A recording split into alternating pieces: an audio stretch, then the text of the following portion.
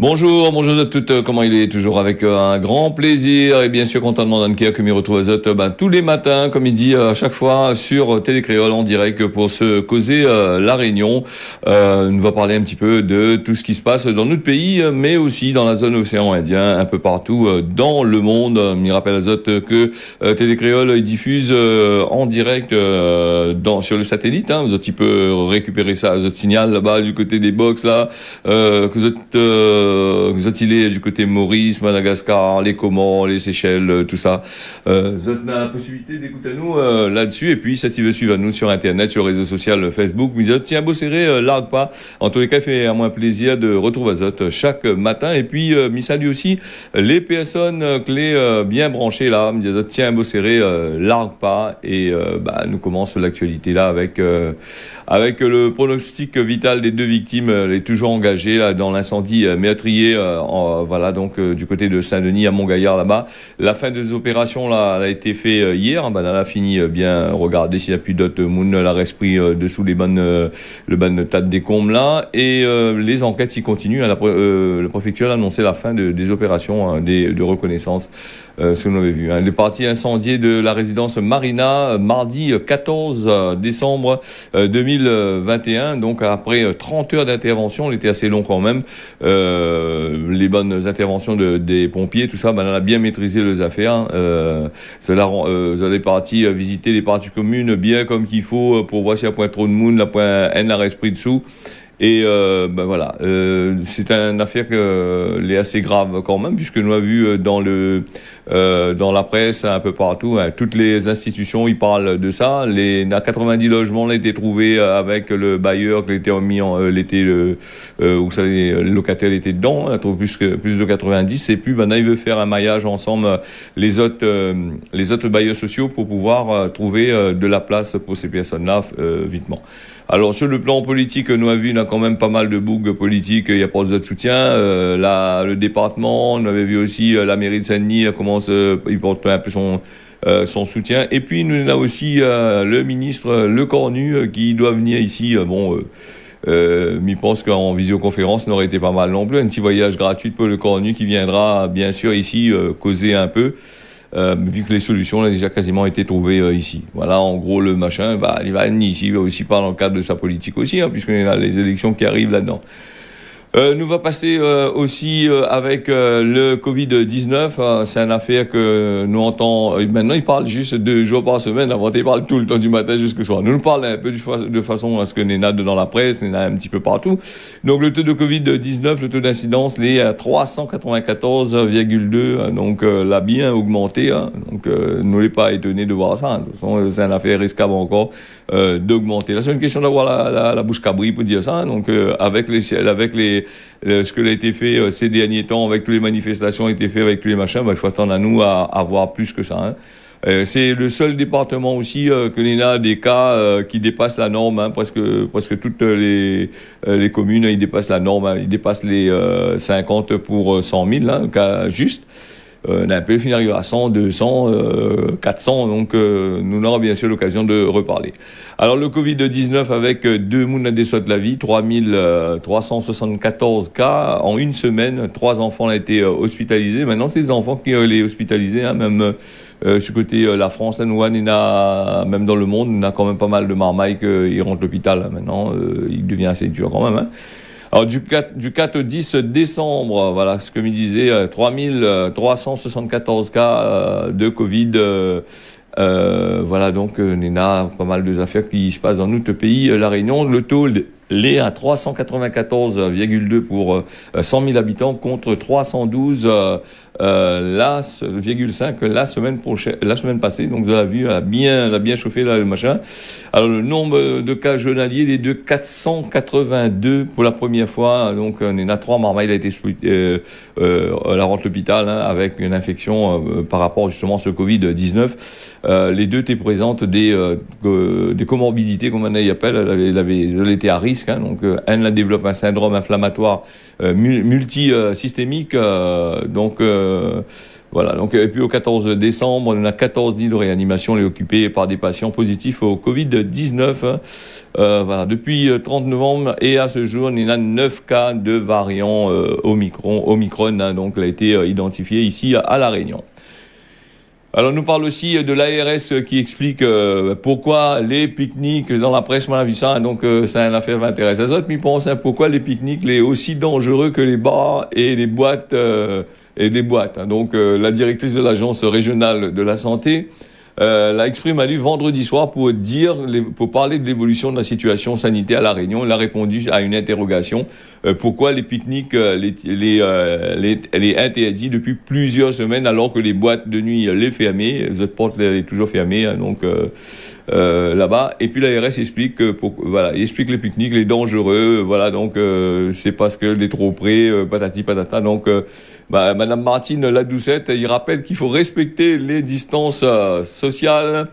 Mais on m'essayera pas trop rire aujourd'hui, parce que moi, des fois, ces informations-là, il donne à moi, m'y rit pas pour dire que m'y rit pour foutre de la gueule les gens, mais m'y rit, parce que quand il annonce à nous des choses comme ça, m'y pense qu'il faudrait peut-être réfléchir un peu. Tu sais, vous allez payer pour avoir de gros salaires et raconter à nous des affaires, mais là, les normes, là, les plus gros les yeux de la tête, là, quand il annonce à nous toutes ces affaires-là, hein. Alors, respecter les distances sociales, ces moments conviviaux, comme on a dit par là, même au travail, non, il revient sur l'interdiction des pique-niques, hein. Voilà, donc, après, il y a dire comme ça, les moins exposés par rapport aux en plein air, tout ça là. Et nous avons bien remarqué que lui a choisi peut-être mal son moment d'annoncer ça. Nous avons vu les grandes manifestations qui ont été faites, même dans le journal, dans les bonnes journaux, elle a fait de photos, même à la télé, avec personne n'avait le masque. Après, le Bougadio lui a rossé à la vis pour essayer de régler la situation. Mais si le Covid l'a fini parti, tout le machin fini transporté, qu'elle le rossé à la vis ou ça resserré, ou là, de moun, il écoute pas, ou là, donc, c'est ce qu'on m'avait dit, hein, la dernière fois, comme on m'avait dit dans ces grandes manifestations-là, ils mettent en place, après, c'est des complots contre Zod, parce qu'ils aiment pas Zod, il veut ici patati patata, mais les autres, il fait des bêtises, il fait des conneries, hein, puis c'est tout, hein, donc Zod t'as pas gagné maîtriser les affaires, hein, donc quand on est dans la foule comme ça, le monde a fini boire, fini Zod l'alcool dans là, là il saute en lait, il a masque, il danse, ça fait des grandes manifestations comme ça en masse, le monde y étouffe là-dedans, même la chaleur là-dedans, hein, donc voilà en gros. Nous va bien sûr, après la semaine prochaine va annoncer à nous, là c'est simplement le petit début, là pas encore annonce à nous vraiment le ban cas qui doit arriver. Et nous va bien voir bientôt, à partir de la semaine prochaine, nous va voir s'il flambe pas encore 2 fois plus encore. Voilà, va dire comme ça c'est le petit malheureux. La partie fait pique-nique, la partie fait son manger, son cas, là-bas, il était en famille, tout ça là, il n'y a pas respecté les droits, les 3000 cas de Covid-19, 4000 cas d'arrivée. Donc voilà, après, mais les institutions aussi, si ils fait en sorte de pas respecter, de donner l'autorisation à des choses qui risquent d'aggraver la situation à La Réunion. Bon, après, il faut pas nier crier pour dire que c'est le petit, le machin. Après, le monde, vous avez vu que ça va se passer là-bas du côté de la Guadeloupe. Alors, du côté de la Guadeloupe, elle était la maille un peu, hein, donc les gens commencent à crier un peu. Voilà, donc on va parler aussi, on va revenir là-dessus, je ne vais pas trop parler de Covid, puisque nous en fin de causer La Réunion, on a aussi des histoires sur le Omicron, là, qui doit...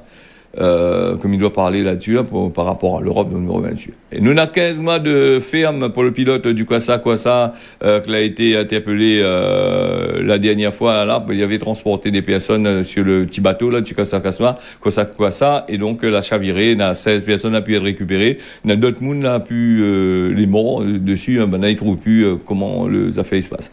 Alors, lui a été condamné à 3 ans de prison ferme, et un autre pilote a été, ici, là, interpellé à lui, comme ça, lui, il a été condamné pour aide à séjour irrégulier et mise en danger de la vie d'autrui. Alors, une peine de 15 mois d'emprisonnement. Lui aussi, il a été incarcéré. Il dort au centre pénitentiaire là-bas de Magicavo, donc Magicavo plutôt, du côté de Mayotte là-bas.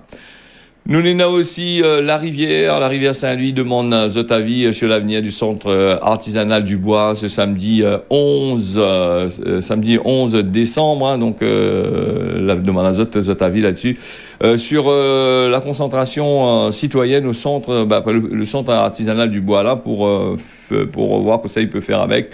Est-ce qu'il y en a quelque chose à faire? Est-ce qu'il faut développer un peu le tourisme là-dessus? C'était le 11 décembre, on a commencé à parler de ça. Et donc, m'y rappelle aussi ces histoires du centre artisanal. À un moment, on est en train d'essayer de cause là-dessus. Dernièrement, on avait le maire de Saint-Louis qui a été accompagné par un ministre au tout début, à un moment. Elle est venue dans la commune justement. Apparemment, il pensait qu'elle avait trouvé des solutions là-dessus, mais apparemment, il fait une autre demande là pour voir. Donc, on doit essayer de trouver. J'espère que ça va trouver une solution pour ça, parce que je vois il fait des. Là, il annonce des affaires bien avant et après il revient dessus comme si rien n'était se passé. Donc, c'est sûrement bien compris, parce que la dernière fois quand on est parti dans le centre artisanal de la rivière Saint-Louis, le ministre, elle était là. Lui a bien dit que il faut développer ce secteur-là, toutes les en place, sera bien, on aura des choses que ça sera fait. Et là, nous voit que maintenant il redemande à la population, je ne sais pas quoi encore. Donc, on va bien suivre ça pour ça, des autres plus tard. Alors, moi, il va parler d'un reportage de Thierry Araille sur le budget du conseil départemental 2022 avec toute l'équipe du conseil départemental. Allez, les partis. Puisque beaucoup d'élus, beaucoup de personnes sont nouvellement élues au sein de cette assemblée, et donc il a fallu travailler de concert pour que chaque personnalité nouvellement élue puisse trouver sa place dans l'équipe, participer au travail d'équipe. Demain, effectivement, donc, les élus vont examiner le premier budget primitif de cette nouvelle mandature. Je dirais que c'est un budget qui est une tranche du plan de mandature qui a été adopté à l'unanimité il y a 3 semaines, ici même en assemblée plénière. Un budget étant une tranche annuelle, de quoi il sera composé? D'abord, le point principal de notre action, c'est de lutter contre la précarité et la pauvreté. Et je l'ai dit, quand on veut lutter contre la précarité, il faut redonner aux jeunes réunionnais des possibilités d'accès à l'emploi. Il faut lutter contre l'habitat indigne. Il faut lutter contre l'échec scolaire. Il faut lutter pour que nos grands mondes puissent trouver leur place pleinement dans la société réunionnaise. Il faut accompagner les personnes en situation de handicap. Donc ce sont tout cela, donc des mesures d'action sociale, c'est l'essentiel de notre budget. Faire en sorte que la précarité recule, donc des mesures d'action sociale. Doubler par exemple au fur et à mesure le nombre d'améliorations de l'habitat ici à La Réunion. Et au-delà des actions sociales, nous allons travailler toujours à faire que le département soit une collectivité éco-exemplaire, éco-responsable. Donc la transition écologique, la lutte contre le réchauffement climatique fait partie aussi des axes majeurs de ce budget primitif. Et bien évidemment, le développement agricole, parce que c'est une compétence assumée par le département, nous allons mettre en place des aides pour accompagner le monde agricole comme on a su le faire par le passé, pour faire en sorte que notre agriculture participe à la sécurité alimentaire ici à La Réunion.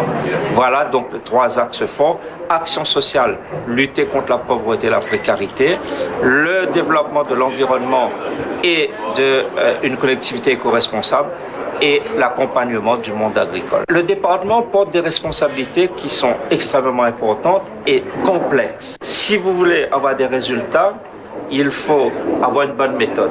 D'abord, connaître quels sont les objectifs, c'est ce que nous avons posé. Quand vous connaissez vos objectifs, vous cherchez le meilleur moyen de les atteindre. Et en fait, vous tracez une feuille de route. Et la feuille de route, c'est le plan de mandature. Une feuille de route qui a été travaillée avec l'ensemble des élus, opposition comme majorité, adoptée à l'unanimité. Et donc, cette feuille de route, elle éclaire notre avenir, elle éclaire nos actions départementales. Voilà un reportage signé Thierry Araille et Jacques Marin. Forum à César, ce qui est à César, comme il dit, m'a dit que c'est simplement Thierry, donc c'est les deux reporters sur le terrain qui fournissent à nous des infos là, le matin, les vidéos. Donc mes remercie à Zot déjà.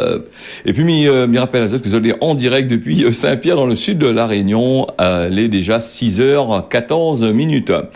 Alors nous allons parler, d'après une étude de l'INSEE, La Réunion, la pauvreté touche 3 fois plus de personnes en métropole malgré son dynamisme au cours des dernières décennies. Le développement économique et social de La Réunion l'est marqué encore elle est encore marquée par rapport à la France, qui est toujours aussi bas. Il remarque l'étude là, elle a été faite pendant un petit bout de temps. Elle a été lancée le 13 décembre. On a eu les informations sur l'INSEE. La richesse créée par par habitant est encore inférieur à 37% par rapport à celle de la France. La pauvreté monétaire au sens des privations matérielles et sociales, il touche 3 fois plus de personnes sur l'île. L'emploi, les rares, par 46% de personnes de 15 à 64 ans n'ont un travail, soit 20 points de moins que dans l'Hexagone, ce qui fait des inégalités des revenus plus élevés que sur le plan national. Hein. Donc nous les pris dans le baba, quoi. Hein. Là, des gens ils rament encore pour avoir des affaires pour autres manger, pour autres boire. Et puis nous Néna aussi, ça les fait un peu si nous réfléchit bien. Quand il dit où comme ça la Réunion, les 46, regarde le mot 46, c'est 45% de prime de vie chère pour certaines personnes. Hein. 46% de personnes de 15 à 64 ans, voilà, donc on a un problème pour les emplois. Et puis d'un côté, ils favorisent toutes les bonnes de mounissantes en dehors qui arrivent ici, qu'on a des gros salaires. Bon, après, il dit, on les justifier. Après, il dit, ici, la Réunion, après, le monde qui travaille. C'est pour ça qu'il prend le monde à l'extérieur. Et, quand on vous donne, quand le SMIC, les quasiment comme la France, hein, les Paris, la France. Et si pour certains, vous ajoutez 35%, 40% de ces autres salaires. Il est tout à fait normal que la population, les en dessous, il gagne le coup, hein. Donc, ça, là, il faut que l'INSEE garde un coup son affaire, hein. Voilà. Et puis avec ces primes de vie chère, ces primes d'installation, tous ces songes qui sortent là-bas là, comment le monde ne vient pas ici, il n'y a pas d'autres retraites ici. Hein. La Réunion est arrivée pour un stade où quand il arrive certains corps de métier, ils travaillent pendant des années en France là-bas. Quand il arrive à Zot, le moment où ça passe votre retraite, il reste à Zot peut-être 5 ans passe votre retraite, l'État il donne à Zot un petit bonus, il dit donc allez à la Réunion là-bas, allez finir votre retraite là-bas, gagnez votre pourcentage de la vie en plus, votre prime de déplacement, tout ça là. Gagne petit case là-bas, acheter le mobilier, acheter de l'immobilier, fait des affaires, reste les pieds dans l'eau et puis il fait plus rien, laisse tomber. De toute façon, les structures sont même plus occupées dedans. Alors, j'ai pas parlé de quelle structure parce que m'a été témoin d'une affaire comme ça, mais je veux dire franchement, même de monde même à côté, dis-moi, genre, j'ai vu ça. Là, il trappe le moon, il était là, il essaye enfin, c'est comme s'il est en fin de vie, là, il finit son carrière là-bas, d'avoir une rhumatisme dans le zoo, tout ça, là, il trappe, il envoie ici, il est assis dans le bureau là-bas, et, il finit sa retraite, et après, il fait un roulement, hein, c'est toujours regarde bien un peu dans certaines affaires, comment il se passe, ça va bien voir, hein, réfléchis, pas besoin moins qu'il dise ça, non, voilà. Nous va revenir là-dessus, bien sûr, ne sera pas trop long, parce qu'on a des informations assez importantes qui arrivent par derrière. Alors, nous, que l'été, nous parle le code de la route, circulation routière, nous parle le lundi matin, mais il parle beaucoup de ça. Mais là, toute la semaine, là, c'est tout le temps, Léna. Hein. Bon, tout le temps, Léna, des gens, il fait interpelle azote, il fait intercept azote, il fait des bêtises et des conneries sur la route. Donc, la police est là pour mettre de l'ordre. Donc, à Saint-Paul, un motard, tu roules trop vite, sans permis, avec des oreillettes mardi matin, mardi 14 décembre, les gendarmes la collèient. Donc, il roule trop vite, sans permis, avec des oreillettes sur la tête, hein, donc sur la chaussée royale là-bas du côté de Saint-Paul, le pilote des 2 roues dépasse des véhicules sur la voie de bus, voilà, donc le moto était prêté, hein, il prête le moto, hein, donc Estelle le moto l'est pris dans la fourrière pour une durée de 7 jours, mais on voit que ça lui fait, mais s'il est en prison, il n'ira pas trop fait rire. Bon. Le pilote va expliquer devant le tribunal judiciaire de Saint-Denis dans les prochains jours, c'est ce que le gendarme il indique à nous. Et aussi par ailleurs à Saint-Paul, toujours, elle a été également verbalisée ce mardi matin sur les routes. Oui, c'est pour ça moi me posais la question. Alors quand on a l'embouteillage comme ça, d'un côté d'un grand place là-bas, personne n'y roule plus. Alors l'embouteillage était fait hier mardi matin, ouais, c'est ça même. Sur la route des Tamarins, 31 moun circulent sur la voie de réservée aux bus. Les infractions ont été constatées parmi lesquels il y avait des non-ports de ceinture, voilà, donc par des conducteurs, voilà, donc et puis il y a des usages au téléphone. C'est vrai quand ils sortent du côté de Saint-Paul, quand ça rentre dans Saint-Paul, on est à côté de Plateau Caillou, quand ils arrivent à terre, c'est le calvaire, hein, là, c'est à là, il commence les embouteillages, et c'est à là aussi, il y a une voie réservée aux bus. Voilà, des personnes, ils ont été tellement pressés, ils est dessus, des fois, mais c'est pas possible, c'est réservé aux véhicules lents. Là, ils fusent même, ils roulent, ils dépassent. Alors, mais comprends, ils sont pressés. Mais le problème, c'est que tout d'un coup, la loi a débarqué devant en bas, la bloque le peu dedans. Et il a un peu il était bien pris dedans parce que le moteur, je sais pas comment on a fait, là, remonte la file, il est parti trapper 2-3 donc voilà. Faut faire attention, respecte un petit peu le code de route, hein, marmaille, parce que là, c'est assez compliqué. Hein, donc il y a chef embouteillé partout parce que vous arrivez à la fin de sortie de la route pour les véhicules lents. À un certain moment, les taux ils resserrent, il resserre sur 1, 2, 3, 4 voies où les bloqués et après vous avez pu en sortir les embouteillages, machin. Donc pour aller par exemple de Saint-Pierre au port, par exemple, il prend quasiment 1 heure et quelques de temps, des fois 1h20, comme par rapport à tout ça. Nous va aller du côté de Haïti, là, 6h20 sur Télécréole, le bilan provisoire, un nouveau drame à Haïti avec 50 morts dans l'explosion d'un camion-citerne. Hein. Voilà, donc camion-citerne mardi en Haïti, la tragédie, elle a fait de nombreux blessés dans un état critique. Hein. Alors le drame a été fait à le Cap Haïtien, 2e ville du pays des Caraïbes, qui est durement frappée par des crises sécuritaires. Là-bas, c'est de l'insécurité, donc on a des problèmes graves là-bas aussi. Économique et aussi on a des catastrophes naturelles. Nous avons vu chaque année 2-3 fois par an nous on a Haïti là-bas, les affaires ils pètent partout là-bas, des tremblements de terre, on a des typhons, on a toutes sortes de affaires qui arrivent sur ce pays-là. Donc d'après Patrick Almonor, le maire adjoint du Cap Haïtien, le chauffeur du camion citerne aurait tenté d'éviter la collision entre un taxi-moto. Il a perdu le contrôle de son camion et puis la renversé, les affaires ont explosé, hein, le gasoil, tout ça l'essence surtout, hein, l'essence explose facilement. Donc les tristes pour ces bonnes affaires-là. Donc là-bas avec la corruption, avec toutes sortes de qualités d'affaires, et en plus on a aussi ce drame-là qui arrive. Il va aller du côté du centre pénitentiaire des Seychelles. Seychelles qui évolue un peu avec ces bonnes histoires de prisonniers là. Donc Seychelles qui compte utiliser les bracelets électroniques, ces bracelets, vous connaissez quoi, c'est la fin de la geôle, c'est ça rend la geôle. Et ça, si je suis pas encore rentré aussi, il connaît c'est quoi, hein, ça a été condamné. Donc le bracelet électronique, c'est attaché autour des chevilles. Les faits après, parce que maintenant il dit il est inviolable ces affaires là, donc il doit être porté tout le temps. Il permet de désengorger les prisons, tout ça, pour des faits qui n'est pas trop grave. Sinon, ça, la personne a fait un certain nombre de temps, il a été cool, calme dans la prison, il n'a pas trop bougé, il met un bracelet, donc il reste à casa, il a des heures pour lui sortir aussi, si je ne me trompe pas, il a des heures pour lui sortir, des heures pour lui rester chez lui. On a quand ça les relie avec une centrale téléphonique, et les relie du côté de la prison, ou c'est les gendarmes, une affaire comme ça là, et là, il vient contrôler s'il est là ou s'il est pas là. Donc, la planification, il devrait commencer au début de 2022 avec le projet avec le projet pilote pour 2023. Donc là en deux parties le projet. 2022 il commence les affaires, il teste. 2023 les affaires les effectifs apparemment. Et ce que maintenant il dit, c'est que le bracelet va permettre à eux de suivre les détenus, ce que même disait dans un travail dans le cadre de différents programmes de réhabilitation. Là voilà, donc tout ça là, les technologies qui avancent. Il voit aussi que Internet y arrive en Punjak de l'autre côté là-bas, il commence à développer un peu parce qu'il faut du débit. Il faut un réseau téléphonique, il faut un réseau assez costaud pour pouvoir suivre ces bonnes affaires-là. Donc, voilà. Après la charge du téléphone que chez eux là-bas, c'est la charge de qui? Est-ce que c'est la charge de l'État séchellois, ou sinon ça c'est la charge de la personne lui-même?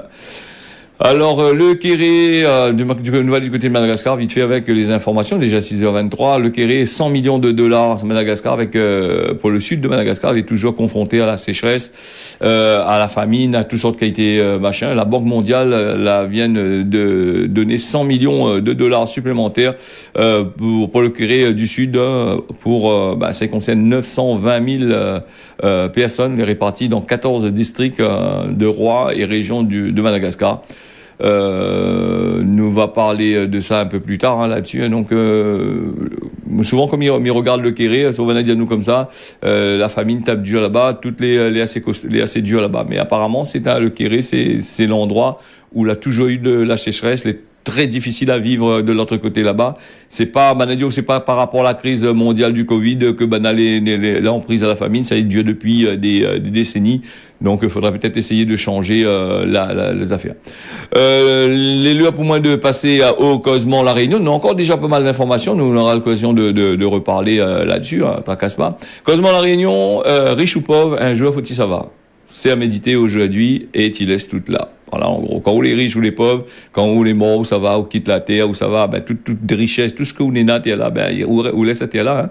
C'est pour ça il faut pas passer le temps ramasse l'argent, mettre sur le compte là-bas et pas dépenser. Il fait un peu la fête marmaille. Donc voilà. À méditer cosmo aujourd'hui. La météo pour ce matin, les prévus de la pluie, nuages et de la pluie, les prévus. Et sur Saint-Pierre, Miwan a toujours du soleil. Donc et comme il dit, si la météo est menteur pour moi le terre. Mayotte, nous a la pluie le matin comme l'après-midi. Maurice, nous aura de la pluie. Voilà. Ce causer de la réunion là, l'a fini. Je remercie à toutes d'avoir suivi ça. Je donne notre rendez-vous demain matin à partir de 6h jusqu'à 6h25. Je remercie aux techniciens que de l'autre côté, me dire tiens, bosser là, pas, bonne journée. On retrouve.